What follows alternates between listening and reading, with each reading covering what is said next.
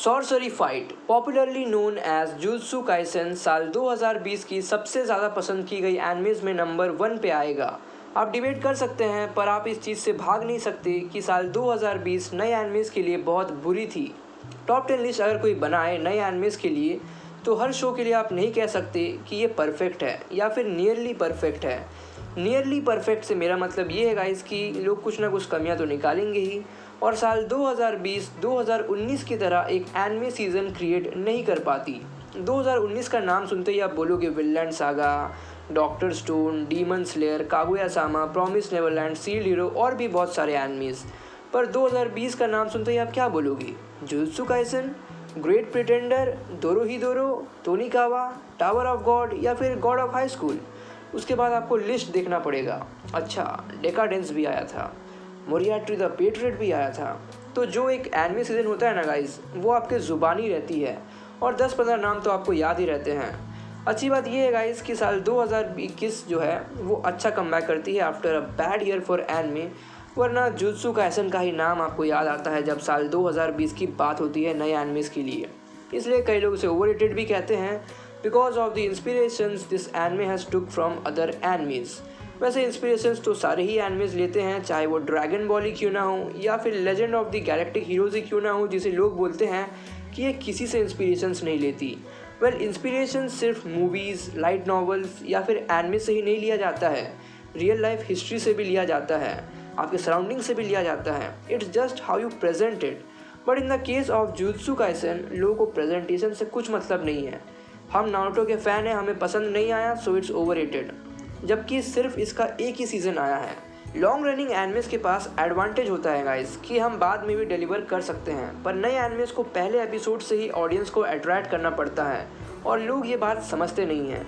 Well, animation और music जो है वो काफ़ी अच्छा है गाइस, और ये मांगा के चैप्टर 63 तक कवर करती है। IMDb रेटिंग काफ़ी अच्छी थी जो कि है 8.5 और माई एनिमे लिस्ट की तरफ से 8.6 की रेटिंग मिली है। कहानी रिवॉल्व करती है कर्सेस के ऊपर जो इंसानों के नेगेटिव इमोशंस के कारण पैदा होते हैं, और इसी कारण जापान में 10,000 से भी ज़्यादा लोग हर साल गायब होते हैं और कई अनसुलझे मौतों का रहस्य भी हमें पता नहीं चलता है, और इन सब का कारण है कर्सेस। कर्सेस ज़्यादातर आपको स्कूल्स, हॉस्पिटल्स, ब्रिज के नीचे इस तरह के जगहों पर आपको देखने को मिलेंगे, और इन कर्सेस को रोकने के लिए होते हैं सॉर्सरर्स। वेल, सॉर्सरर्स दो टाइप के होते हैं। जो अच्छे होते हैं उन्हें कहा जाता है जुजुत्सु सॉर्सरर्स, और जो बुरे होते हैं उन्हें कहा जाता है कर्स यूज़र्स। तो इस वर्ल्ड में आपको कई कर्स स्पिरिट्स देखने को मिल जाएंगे गाइस, और जो सबसे पावरफुल कर्स स्पिरिट है वो है सुकुना, जो मरने के बाद भी फुल्ली डिस्ट्रॉय नहीं होता। उसके फिंगर्स जो हैं टोटल में 20 हैं, वो इस वर्ल्ड में फैले हुए हैं, और अगर कोई उसके बॉडी पार्ट्स को कंज्यूम कर लेता है लाइक अदर स्पिरिट्स तो वो काफ़ी पावरफुल हो जाते हैं और वो स्पेशल ग्रेड के रैंकिंग में आ जाते हैं।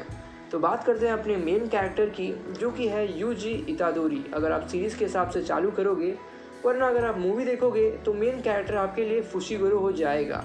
तो यूजी 15 साल तक अपने ग्रैंडफादर वासुके इतादोरी के साथ रहता है, पर अपने ग्रैंडफादर के डेथ के बाद यूजी एक जुजुत्सु सॉर्सरर से मिलता है जो कर्सेस और कर्स ऑब्जेक्ट के बारे में उसे बताता है, क्योंकि र्यूमेन सुगुना का एक फिंगर उसके पास आ गया था, पर कुछ सर्कमस्टेंस के कारण इतादोरी को वो फिंगर कंज्यूम करना पड़ता है, और क्योंकि वो अपना मेन प्रोटैगनिस्ट है तो मरने का तो सवाल ही नहीं उठता है। सो बेसिकली उसे पूरी सीरीज़ में एक टेस्ट सब्जेक्ट की तरह यूज़ किया गया है, जिसमें उसे सुकुना के फिंगर्स को कंज्यूम करना है और ढूंढना भी है, और अगर वो कंट्रोल नहीं कर पाता उसे तो उसे मार दिया जाएगा। तो बेसिकली यही इसका प्लॉट निकल के आता है, और सीज़न 1 में टोटल 24 एपिसोड्स हैं जो कि आपको इंग्लिश डब में भी देखने को मिल जाएंगे। तो उम्मीद है कि आपको ये एनिमे पसंद आए, और आपसे जल्दी मुलाकात होगी एक नए वीडियो के साथ। Till then take care and good bye.